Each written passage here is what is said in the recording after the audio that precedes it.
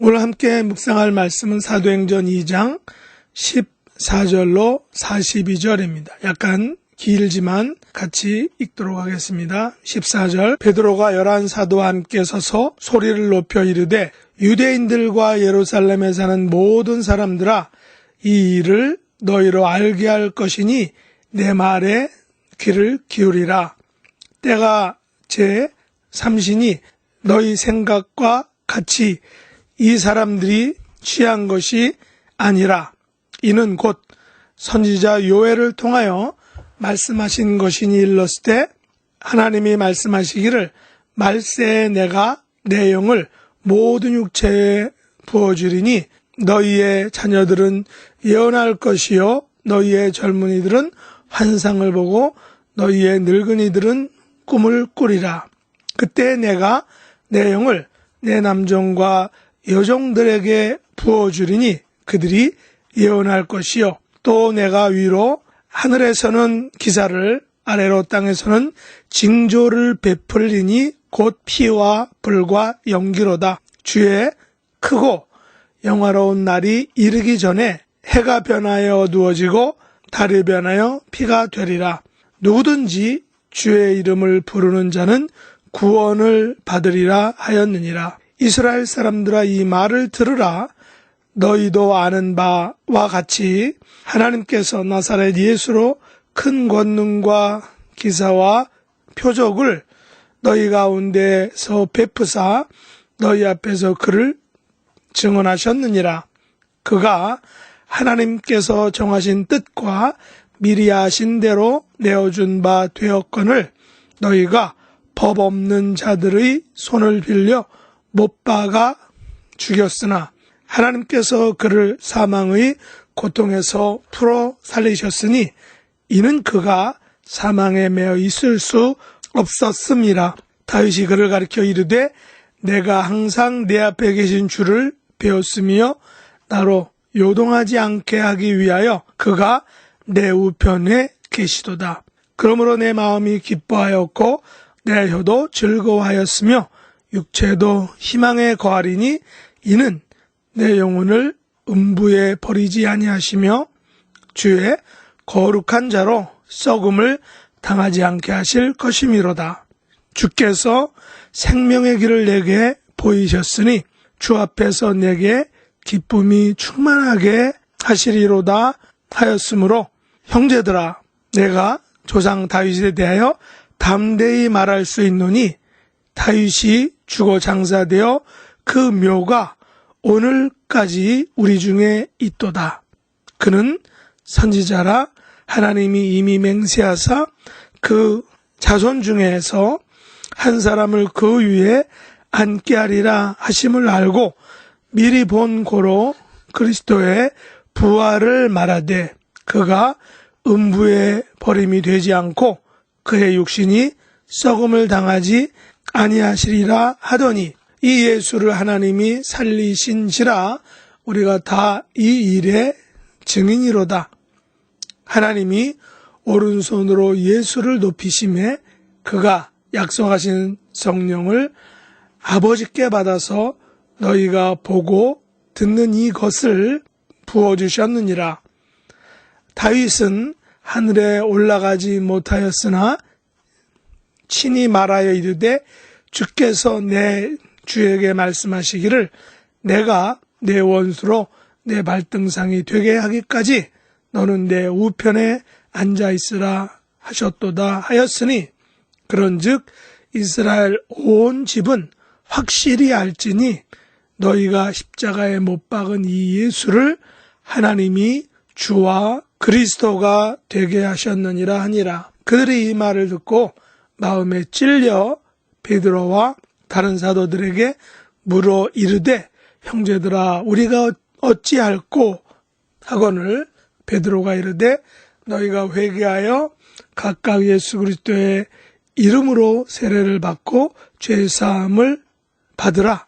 그리하면 성령의 선물을 받으리니 이 약속은 너희와 너희 자녀와 모든 먼데 사람 곧 주 우리 하나님이 얼마든지 부르시는 자들에게 하신 것이라 하고 또 여러 말로 확증하여 권하여 이르되 너희가 이 패역한 세대에서 구원을 받으라 하니 그 말을 받은 사람들은 세례를 받음에 이날에 신도의 수가 3,000이나 더하더라.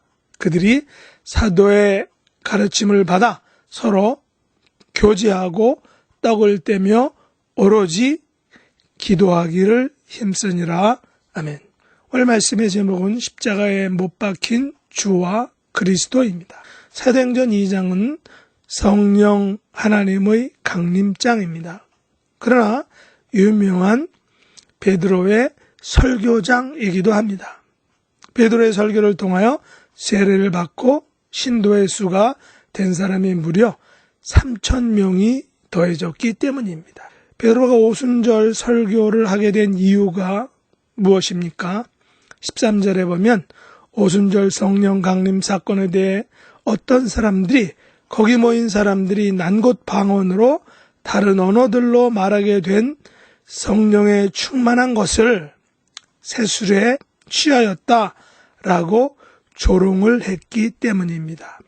15절에 보면 베드로는 지금이 제3시 즉 오전 9시기에 방언을 하는 사람들은 결코 술에 취한 것이 아니다 라고 말합니다. 유대인들은 보통 아침 10시까지는 식사를 하지 않는다고 합니다. 그렇다면 식사도 하지 않는 사람들이 술을 먹었을 일이 없다라는 것입니다. 베드로는 방언을 말하는 것은 요엘 선지자의 예언처럼 하나님께서 말세 하나님의 영을 모든 육체에 부어주셔서 자녀들이 예언하고 젊은이들은 환상을 보고 늙은이들은 꿈을 꾸게 되는 예언의 성취라고 말하고 있는 것입니다. 요엘 선지자를 비롯한 구약의 선지자들은 말세에 되어질 일들에 대해 많은 예언을 하였습니다. 기사와 징조와 주의 크고 영화로운 날에 대해서 예언을 했다는 것입니다. 그리고 이 모든 예언들이 가리키는 핵심은 바로 21절 말씀이었습니다. 누구든지 주의 이름을 부르는 자는 구원을 받으리라 라는 것입니다. 여기서 구원을 가져다 줄 주의 이름은 바로 나사렛 예수였습니다. 나사렛 예수님께서는 구원의 주로서 사람들에게 큰 권능과 기사와 표적을 베풀어 주셨습니다. 예수님께서 베푸신 권능과 기사와 표적들은 예수님께서 바로 구원을 가져다 줄 분임을 증명하는 사건들이었다는 것입니다. 그러나 구원을 가져다 줄 나사렛 예수님을 구약의 수많은 예언자들을 듣고 읽고 묵상했던 이스라엘 백성들이 죽게 하였다는 것입니다. 그것도 법 없는 자들의 손을 빌려 못 박아 죽였다라고 베드로가 설교를 합니다. 율법에 대해서 알지 못하는 자들, 특히 빌라도 총독의 손을 빌려서 못 박아 죽였다는 것입니다. 아무런 죄를 찾지 못하여 빌라도조차도 손을 씻고 포기하려 했던 예수님에 대해 유대 그 이스라엘 사람들은 신성모독이라는 근거 없는 죄명을 뒤집어 씌워서 바라바 대신 예수를 십자가에 못 박으라 라는 큰 목소리로 예수님을 죽게 했던 것입니다. 그러나 죽음으로 끝날 줄 알았던 예수님의 십자가 형벌이 3일 후에 부활이라는 사건을 통하여 사람들을 180도로 변화시키게 되었습니다. 베드로는 이스라엘 사람들이 그렇게도 존경하고 끔찍하게 생각하는 국부 다윗조차도 나사렛 예수님에 대해서 예언을 하였다라고 말하고 있습니다. 28절에 주께서 생명의 길을 내게 보이셨으니 주 앞에서 내게 기쁨이 충만하게 하시리로다 라고 34절과 35절에 주께서 내 주에게 말씀하시기를 내가 내 원수로 네 발등상이 되게 하기까지 너는 내 우편에 앉아있으라 하셨도다 라고 했다고 베드로가 지금 이스라엘 백성들에게, 유대인들에게 설교한 것입니다. 이스라엘의 국부인 다윗 왕조차도 나사렛 예수님을 내 주님이라고 했는데 그 주님을 지금 이스라엘 백성들이 십자가에 못 박았다는 것입니다. 그러나 하나님께서 나사렛 예수님을 주와 그리스도가 되게 하셨다라고 베드로는 설교를 한 것입니다. 주는 다윗이 주님이라고 고백했던 그 주님을 의미합니다.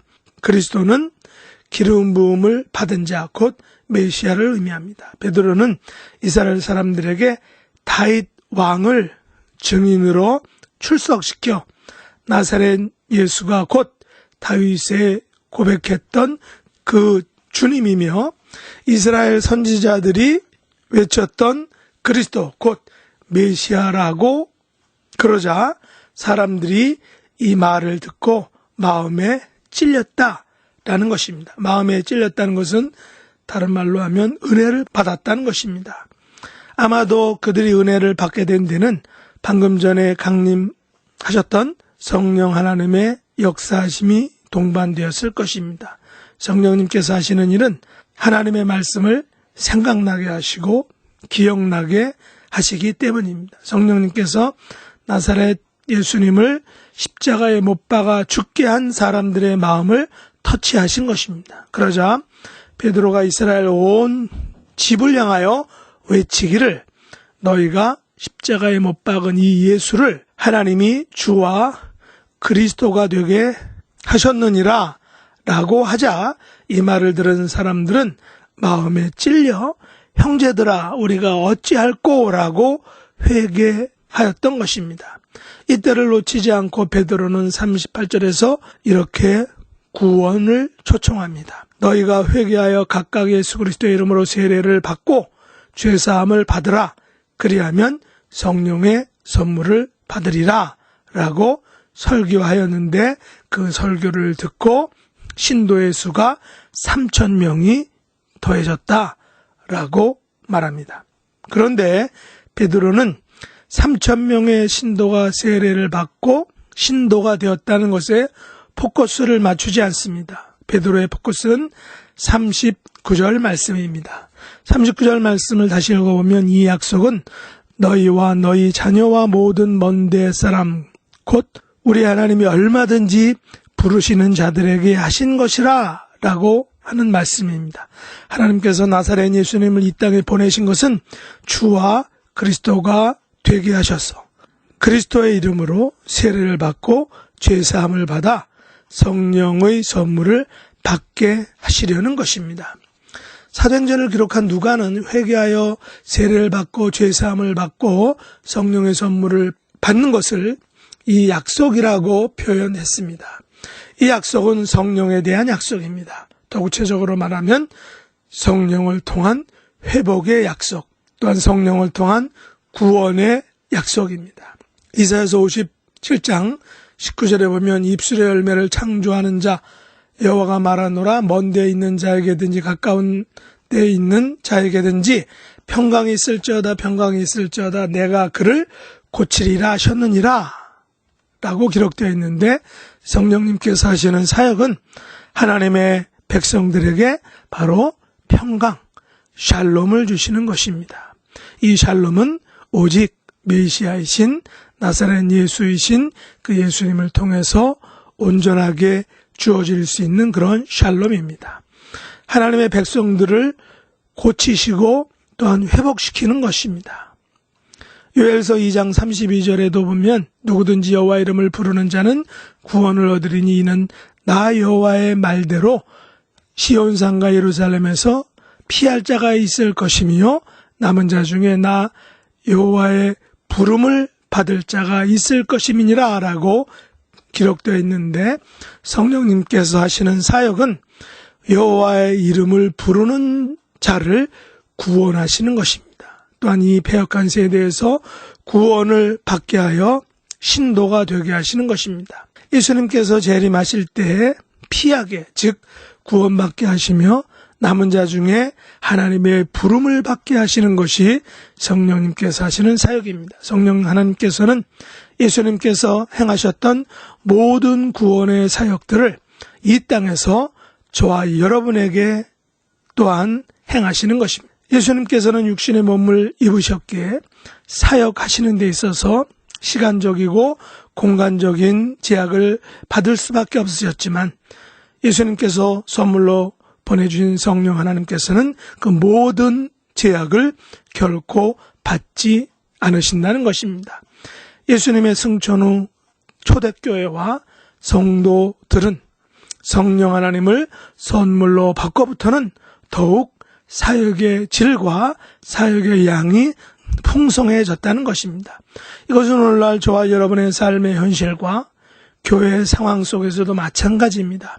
성령님께서 함께 하시고 잡아주시고 역사해 주셔야 이 패역한 세대에서 구원을 받을 수 있는 것입니다. 지금 저와 여러분이 처한 모든 삶의 현실들 앞에서 오직 예수님께서 우리에게 선물로 주신 성령 하나님을 통하여 그 성령님을 의지함으로 우리는 승리할 수 있다라는 것입니다.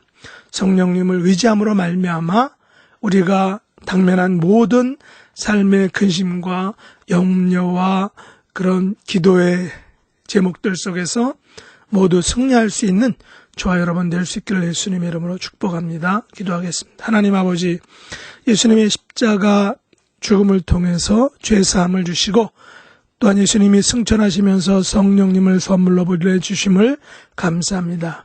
성령님께서 함께해 주심으로 십자가에 못 박히신 주님 예수 그리스도를 증거하는 사명을 온전히 감당하게 하여 주시기 원합니다. 성령님께서 함께 하심으로 개인과 가정과 교회와 나라의 모든 염려와 근심과 걱정과 문제들이 해결되는 놀라운 은총을 베풀어 주옵소서. 예수님의 이름으로 간절히 기도드립니다. 아멘.